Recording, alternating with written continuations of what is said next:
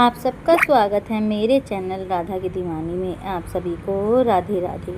तो आज हम पुरुषोत्तम मास महात्म्य कथा अध्याय 7 करते हैं। तो चलिए शुरू करते हैं।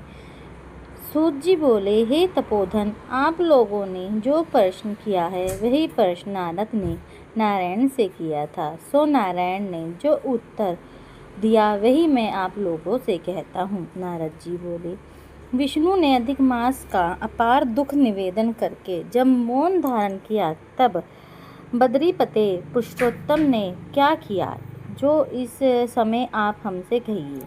श्री नारायण बोले, हे वस्त, गोलोकनाथ श्री कृष्ण ने विष्णु के प्रति जो कहा वे अत्यंत गुप्त है, परंतु भक्त आस्तिक सेवा दवरहित अधिकारी पुरुषों को कहना चाहिए। अतः मैं सब कहता हूँ, सुनो। यह आख्यान सकीर्ति पुण्य यश सुपुत्र का दाता, राजा को वंश में करने वाला और दृढ़ता को नाश करने वाला एवं बड़े पुण्यों से सुनने और मिलता है। जिस प्रकार इसको सुने उसी प्रकार अन्य भक्ति से सुने हुए कर्मों का करना भी चाहिए। श्री पुरुषोत्तम बोले, हे विष्णु, आपने बड़ा ही अच्छा किया जो मलमास को लेकर यहाँ आए। इससे आप लोग में कीर्ति पावेंगे। आपने जिसका उदाहरण स्वीकार किया है उसको हमने भी स्वीकार किया है, ऐसा समझें। अतः इसको हम अपने समान सर्वव्यापारी करेंगे, पुण्यों सर्वपरि करें। गुणों के कीर्ति के अनुभव से, पांडित्य से, पराक्रम से, भक्तों को वार देने से और भी जो मेरे गुण हैं उनसे मैं पुरुषोत्तम जैसे लोक में प्रसिद्ध हूँ। वैसे ही यह मलमास भी लोकों में पुरुषोत्तम करके प्रसिद्ध होगा। मेरे में जितने गुण हैं वे सब आज मैं इनसे दे दिए। पुरुषोत्तम जो मेरा नाम लोक तथा वेद से प्रसिद्ध है वह भी आपकी प्रशंसा का अर्थ आज मैं इसे दे दिया। हे मधुसूदन, आज से इस अधिक मास का स्वामी हुआ। इसके पुरुषोत्तम इस नाम से सब जगत पवित्र होगा।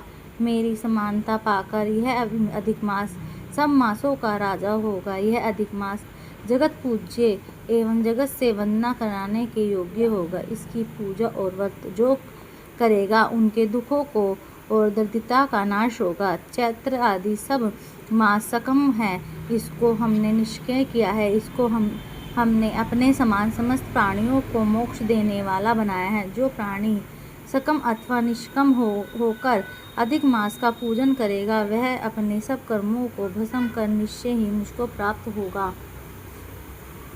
जिस परम पद प्राप्ति के लिए बड़े भाग्य वाली यति ब्रह्मचरी लोग तप करते हैं और महात्मा लोग निराकार का व्रत करते हैं एवं दृढ़ता व्रत लोग फल पाता वायु भक्षण कर रहते हैं और काम क्रोध रहित जितेंद्रिया रहते हैं और वृक्ष काल में मैदान में रहने वाले जड़े में शीत गर्मी में धूप सहन करने वाले मेरे पद के लिए यत्न करते रहे हैं। हे गरुड़ध्वज, तब भी वे मेरे अत्यंत परम पद को नहीं प्राप्त होते, परंतु पुरुषोत्तम के भक्त एक मास में ही व्रत से के बिना परिश्रम जरा मृत्यु रहित उस परम पद को पा लेंगे।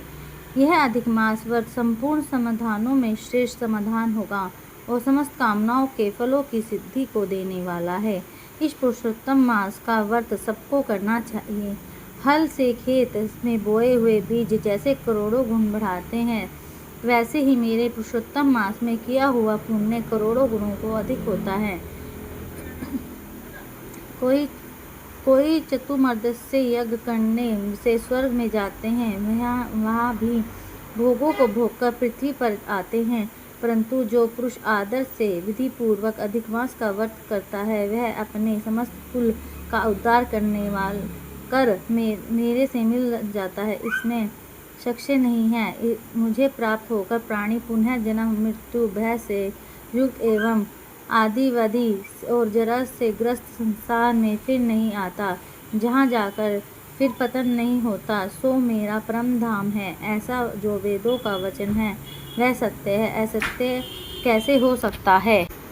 यह अधिक मास और इसका स्वामी मैं ही हूँ और मैंने ही इसे बनाया है। जो पुरुषोत्तम, यह जो मेरा नाम है, सो भी मैंने इसे दे दिया। अतः इसके भक्तों की मुझसे दिन रात चिंता बनी रहती है। उसके भक्तों की मनोकामनाएं को मुझसे ही पूर्ण करना पड़ता है। कभी कभी मेरे भक्तों का अपराध भी गणना में आ जाता है, परंतु पुरुषोत्तम मास के भक्तों का अपराध मैं कभी नहीं गिनता। हे विष्णु, मेरी आराधना से मेरे भक्तों की आराधना करना मुझे प्रिय है। मेरे भक्तों की कामना पूर्ण करने में मुझे कभी देरी भी नहीं हो जाती, किंतु मेरे मास के जो भक्त हैं उनकी मन कामना पूर्ण करने में मुझे कभी भी विलंब नहीं होता। मेरे मास के जो भक्त हैं वे मेरे अत्यंत प्रिय हैं। जो मनुष्य इस अधिक मास में जाप दान नहीं करते वे महामूर्ख हैं, और जो पुण्य कर्म रहित प्राणी स्नान भी नहीं करते वे देवता, तीर्थ दिग्गजों से द्वेष करते हुए वे सुष्ट भागी और दूसरों के भाग्य से जीवन चलाने वाले हैं। जिस प्रकार खरगोश के सींग कदापि नहीं होते, वैसे ही अधिक मास में स्नान आदि ना करने वालों को स्वर्प में भी सुख प्राप्त नहीं होता। जो मूर्ख मेरे प्रिय मलमास का निरादर करते हैं और मलमास में धर्मचारण नहीं करते, वे सर्वदा नरकामी होते हैं। प्रति तीसरे वर्ष पुरुषोत्तम मास प्रातः होने पर जो प्राणी धर्म नहीं करते वे उभयपाक नरक में गिरते हैं और इस लोक में दुखों को भोगते हैं। जिन प्राणियों को यह मेरा पुण्य पुरुषोत्तम मास ज्ञान से व्यतीत हो जाप में वे प्राणी कैसे सुखों को भोग सकते हैं। जो भाग्यशाली स्त्रियां सौभाग्य और पुत्र सुख चाहने की इच्छा से अधिक मास में स्नान दान पुण्य पूजा आदि करती हैं, उन्हें सौभाग्य संपूर्ण संपत्ति और पुत्रवधि यह अधिक मास देता है। जिनका यह मेरा नाम वाला पुरुषोत्तम मास दानी से रहित बीतता जाता है, उनके अनुकूल मैं नहीं रहता। ना उन्हें पति सुख प्राप्त होता है, भाई पुत्र धनों का सुख तो उसे स्वप्न में भी दुर्लभ है। अतः विषय करके सब प्राणियों को अधिक मास में स्नान पूजा जाप आदि और विशेष करके शक्ति के अनुसार दान अवश्य करना चाहिए। जो मनुष्य इस पुरुषोत्तम मास में भक्ति पूर्व मेरा पूजन करेंगे, वे धन पुत्र और अनेकों सुखों को भोगकर पुनः गोलोक के वापस जाएंगे। मेरी आज्ञा से सब जन मेरे अधिक मास का पूजन करेंगे। मैं सबको मासों में उत्तम मास इसे बनाया है, इसलिए अधिक मास की चिंता त्याग कर राम पते आप इस अतुलनीय पुरुषोत्तम मास को साथ लेकर अपने वैकुंठ में जाइए। श्री नारायण बोले। इस प्रकार भगवान श्री कृष्ण के मुख से रसिक वचन श्रवण का विष्णु अत्यंत प्रसन्न पूर्वक इस मलमास को अपने साथ लेकर नूतन जलधर के समान श्याम भगवान श्री कृष्ण को प्रणाम कर गरुड़ पर सवार होकर शीघ्र ही वैकुंठ के प्रति चले गए। पुरुषोत्तम मास की जय हो।